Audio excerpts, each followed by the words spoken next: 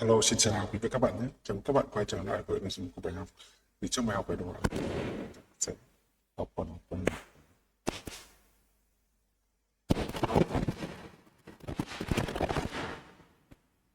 luật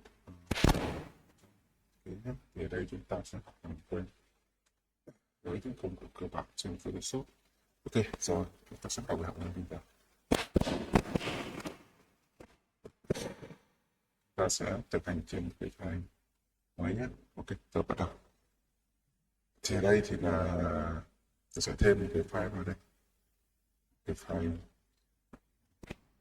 16 15. Đây là cái chữ của nó là I am on it. I am on it. Ok, rồi thì bây giờ ta sẽ sửa cái phần test. Phần test là ok rồi, on it là đúng rồi nhé. Ở đây mình sẽ sau phần vật và phần tay thì mình đã mình không sửa.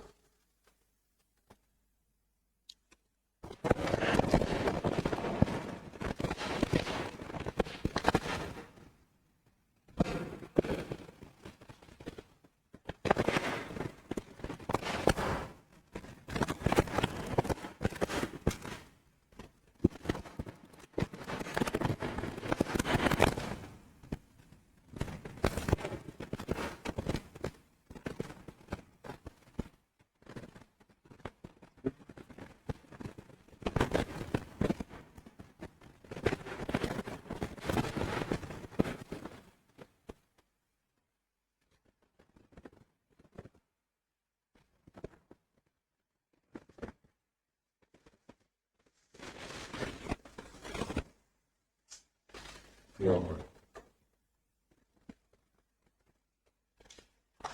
Ok nha.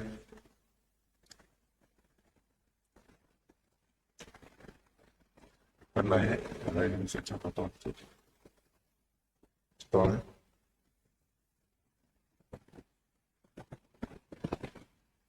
Ok.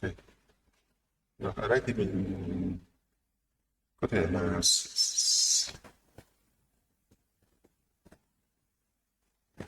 đấy, mình sẽ hai phần này.